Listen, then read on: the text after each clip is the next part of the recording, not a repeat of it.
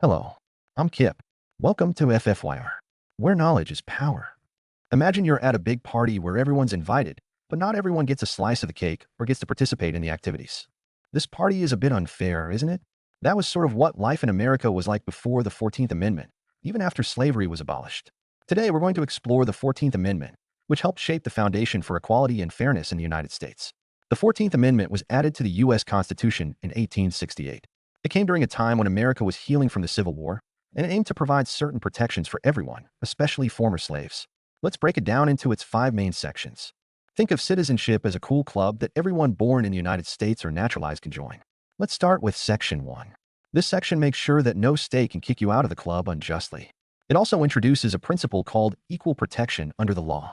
This means your rights are the same whether you're rich, poor, black, white, or from any walk of life.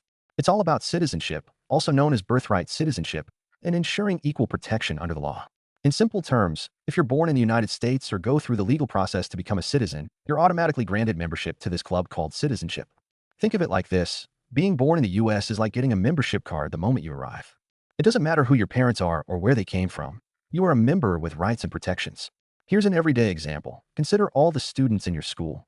They come from different backgrounds, but each one has the right to be treated the same by teachers and school rules.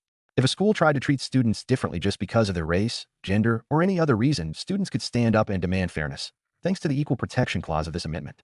Section 2 focuses on voting rights and representation.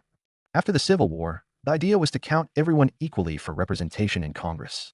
Even though it didn't fix everything, it laid the groundwork for later laws that secured voting rights. Today, when adults head to vote, they're participating in a right that's evolved partly from this historic push for proper representation of all people.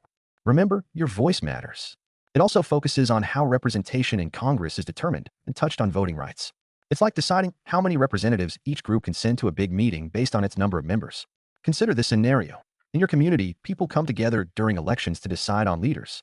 Section 2 laid the groundwork for ensuring everyone who should have a voice in voting actually gets to use it, paving the way for future laws that help protect voting rights. Before the 14th Amendment, some states didn't count certain groups of people when deciding their political power. This amendment said, no, every citizen's vote should be counted fairly. Now let's talk about Section 3. After the Civil War, this section made sure that anyone who had worked against the government couldn't then turn around and run for public office. Picture a sports game. If a player is caught cheating, they can't suddenly become the referee in the same game. This ensures that all leaders have honestly committed to supporting and defending the laws of the land. The 14th Amendment says that if someone in the government betrays the country, they can't come back and take power again.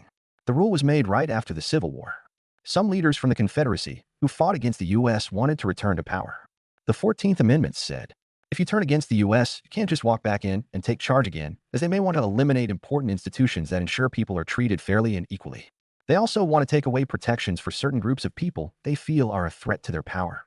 They may also exploit the U.S. for their financial gain, and the 14th Amendment is there to make sure our government is for the people, not against them. On to Section 4, which deals with public debt. It confirmed that any debts the country took on while fighting to end slavery were legitimate and must be paid back, but debts taken to maintain slavery would not be honored. Imagine budgeting in your own life. You decide to prioritize spending on important causes while cutting back on what causes harm.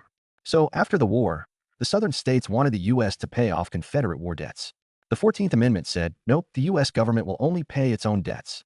Let's discuss Section 5. This section gave Congress the power to enforce the provisions of the amendment. It's like giving the referees the authority to implement the rules that keep the game fair for all players. So, Congress has the power to make laws to protect the rights in this amendment.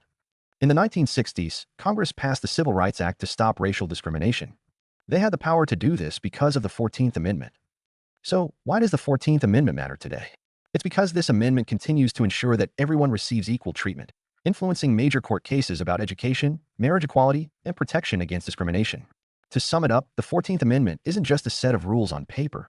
It's a living promise of equality. It's what helps shape a society where everyone is valued and has the opportunity to thrive. As we continue the journey towards greater justice, let's remember that the spirit of the 14th Amendment fuels the dream of a united, fair, and equitable nation for all.